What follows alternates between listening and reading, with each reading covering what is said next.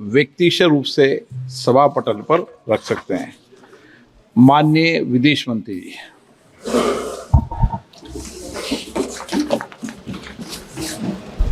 Honorable Speaker, sir, I rise to apprise the House of some recent developments in the India-China border areas and their implications for our overall bilateral relations. The House is aware that our ties have been abnormal since 2020, when peace and tranquility in the border areas were disturbed as a result of Chinese actions. Recent developments that reflect our continuous diplomatic engagement since then have set our ties in the direction of some improvement. The House is cognizant of the fact that China is an illegal occupation of 38,000 square kilometers of Indian territory in Aksai Chin as a result of the 1962 conflicts and the event that preceded it. Furthermore, Pakistan illegally ceded 5,180 square kilometers of Indian territory to China in 1963, which has been under its occupation since 1948. India and China have held talks for multiple decades to resolve the boundary issue. While there is a line of actual control, LAC, it does not have a common understanding in some areas. We remain committed to engaging with China through bilateral discussions to arrive at a fair, reasonable, and mutually acceptable framework for a boundary settlement. Honorable members would recall that the amassing of a large number of troops by China along the LAC in eastern Ladakh in April-May 2020 resulted in face-offs with our forces at a number of points. The situation also led to disruption of patrolling activities. It is to the credit of our armed forces that despite logistical challenges and the then prevailing COVID situation, they were able to counter-deploy rapidly and effectively. Honorable Speaker, sir, the House is well aware of the circumstances leading to the violent clashes in Galwan Valley in June 2020. In the months thereafter, we were addressing a situation that had not only seen fatalities for the first time in 45 years, but also a turn of events serious enough for heavy weaponry to be deployed in close proximity to the LAC. While a determined counter-deployment of adequate capability was the government's immediate response, there was also the imperative of a diplomatic effort to diffuse these heightened tensions and restore peace and tranquility. Honorable Speaker, sir, the contemporary phase of our ties with China dates back to 1988, when there was a clear understanding that the Sino-Indian boundary question will be settled through peaceful and friendly consultations. In 1991, the two sides agreed to maintain peace and tranquility in the areas along the LAC, pending a final settlement of the boundary question. Thereafter, in 1993, an agreement was reached on the maintenance of peace and tranquility. Subsequently, in 1996, India and China agreed on confidence-building measures in the military field. In 2003, we finalized a declaration of principles of our relations and comprehensive cooperation, which included the appointment of special representatives. In 2005, a protocol was formulated on modalities for the implementation of confidence-building measures along the LAC. At the same time, the political parameters and guiding principles for the settlement of the boundary question was agreed to. In 2012, a working mechanism for consultation and coordination, WMCC, was established, and a year later, we reached an understanding on border defense cooperation as well. Speaker, sir, the purpose of my recalling these agreements is to underline the elaborate nature of our shared efforts to ensure peace and tranquility, and to emphasize the seriousness of what its unprecedented disruption in 2020 implied for our overall relationship. The situation arising after our counter deployment in 2020 called for multiple sets of responses. The immediate priority was to ensure disengagement from friction points so that there would be no further untoward incidents or clashes. This, sir, has been fully achieved, as I will explain. The next priority will be to consider de-escalation that would address the massing of troops along the LAC with associated accompaniments. It is also evident that the management of border areas will require further attention in the light of our recent experiences. In all of this, we were and we remain very clear that the three key principles must be observed in all circumstances. One, both sides should strictly respect and observe the LAC. Two, neither side should attempt to unilaterally alter the status quo. And three, agreements and understandings reached in the past must be fully abided by in their entirety. Honorable members would appreciate that as a result of the sustained tension and specific developments in the border areas, our overall relationship with China was bound to be impacted adversely. In the new circumstances, it was obviously not possible to continue the normal exchanges, interactions, and activities as in the past. In this regard, we made clear that the development of our ties were contingent on the principles of mutual sensitivity, mutual respect, and mutual interest. Throughout this period, honorable members would also be aware that government has maintained that India-China relations cannot be normal in the absence of peace and tranquility in the border areas. The combination of a firm and principled stance on the situation in the border areas, as well as a clearly articulated approach to the totality of our ties, have been the foundation of our engagement with China for the last 4 years.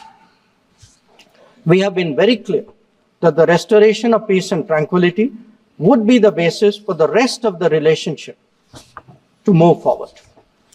Since 2020, our engagement was therefore focused on these objectives. This took place at various levels involving different arms of the government. I myself have had meetings with my Chinese counterpart, as indeed has my senior colleague, Raksha Mantriji. Our NSA has also engaged his Chinese counterpart, both being special representatives on the boundary question. More detailed discussions were conducted by the Working Mechanism for Cooperation and Coordination, WMCC, at the diplomatic level. Its military counterpart was the Senior Highest Military Commanders Meeting, SHMC mechanism. The interactions were naturally very tightly coordinated with a combined presence in the negotiations of both diplomatic and military officials.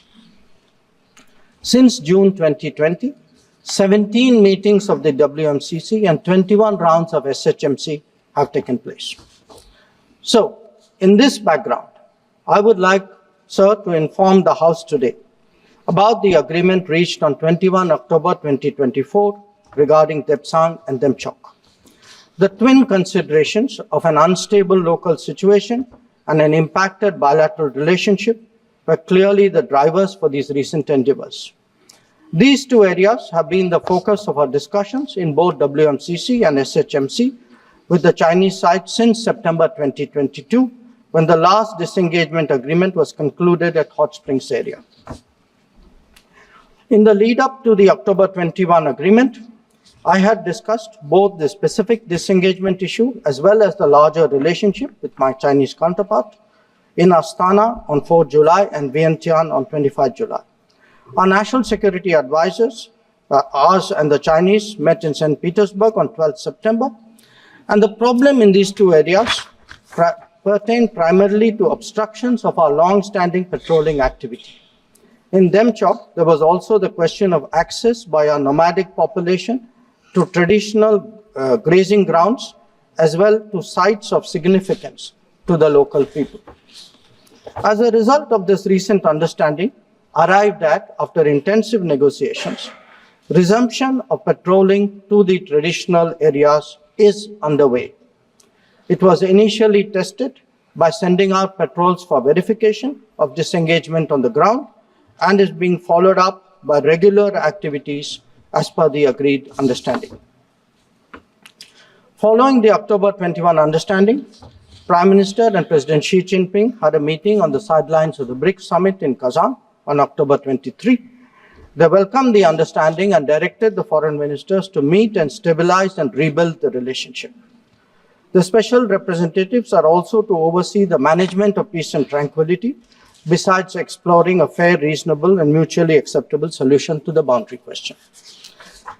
In pursuance of that, I recently held discussions with Foreign Minister Wang Yi again on the sidelines of the G20 summit in Rio de Janeiro on November 18th.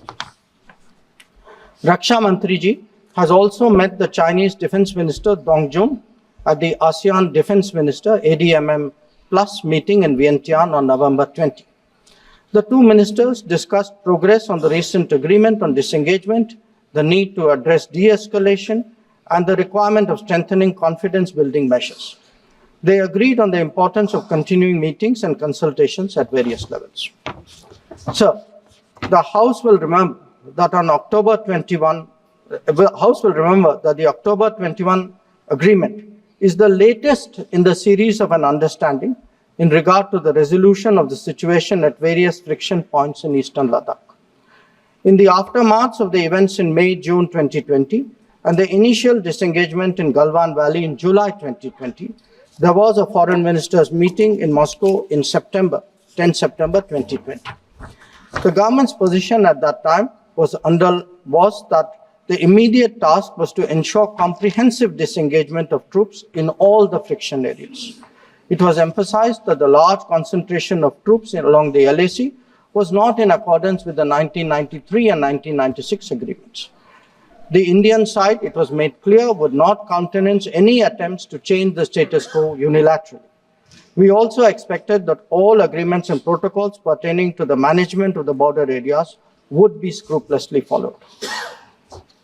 Sir, through you, I would like to inform the House that disengagement has been achieved in full in eastern Ladakh through a step-by-step process, culminating in Depsang and Demchok. With the task of disengagement completed, it is now our expectation that discussions would commence with regard to the remaining issues that we have placed on the agenda. For the benefit of honorable members, I would also flag to your attention previous positions articulated by the government in Parliament on this issue. On 15th of September 2020, Raksha Mantri ji had made a detailed statement on Chinese attempts to transgress the LAC and the appropriate response given by our armed forces. On the 11th of February 2021, Raksha Mantri had again briefed the House about our disengagement agreement in the north and south banks of the Pangong Lake. Thereafter, in August of 2021, a third phase of disengagement took place in the area of Gogra, whereby troops would henceforth be in their respective bases. The next step took place in September 2022 pertaining to the Hot Springs area. Again, forward deployments ceased in a phased, coordinated and verified manner, resulting in the return of troops to their respective areas. The most recent agreement, the October 21 agreement, comes in the wake of the earlier ones. It completes the first phase of what we had agreed to in Moscow in September 2020. As members are aware, there is a long history of frictions, transgressions, and face-offs in several sectors of the India-China border. This goes back to Barahoti from 1954, to Longju in 1959, to Sumdurongchu from 1986-1995, and Depsang in 2013, amongst others. In the past, earlier governments have agreed to a range of steps to diffuse situations that have arisen at different times, including offers on our side to create demilitarized zones, limited non-patrolling zones, relocation or withdrawal of posts, disengagement of troops, and dismantlement of structures. Different locations have seen different solutions being examined. Where the October 21 understanding is concerned, our objective has been to ensure patrolling as in the past to the relevant patrolling points, as well as resumption of grazing by our civilians as per long-standing practice. This is indeed what we have agreed upon in regard to Depsang and Demchok. In a few other places where friction occurred in 2020, steps of a temporary and limited nature were worked out based on local conditions to obviate the possibility of more further friction.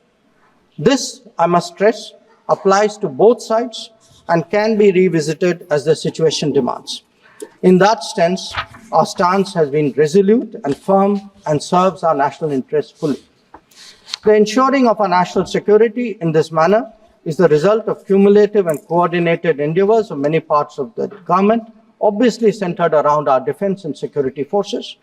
The competence and professionalism of our services in this period was displayed in our speedy and effective counter-deployment.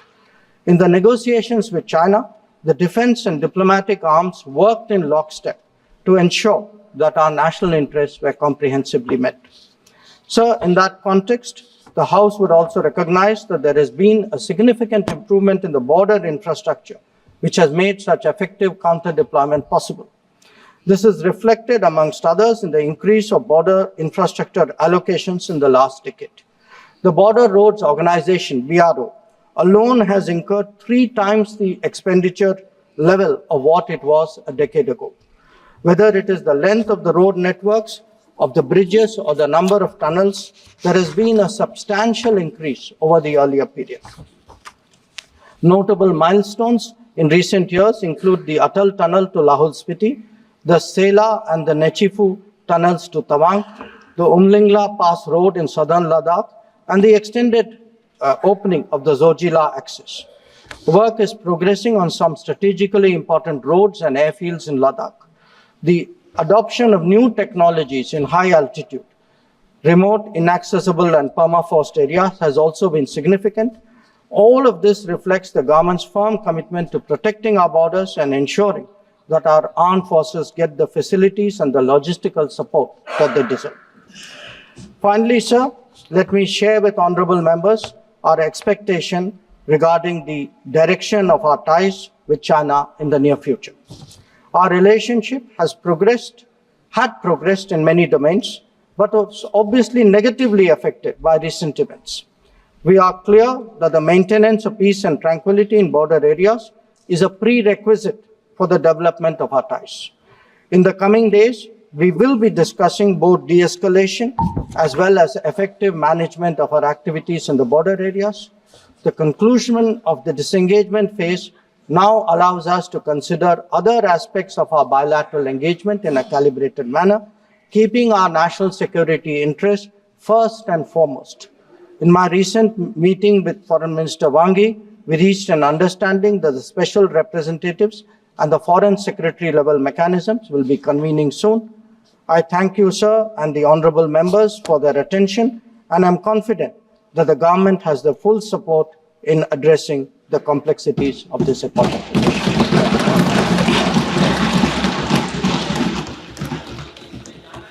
इसमें discussion नहीं होता थी Number 14, Benkari Vidya. Stay ahead with our cutting-edge news app. Instantly access the latest shorts in just 1 minute and breaking news in just 50 words. Download now for a smarter, faster news experience.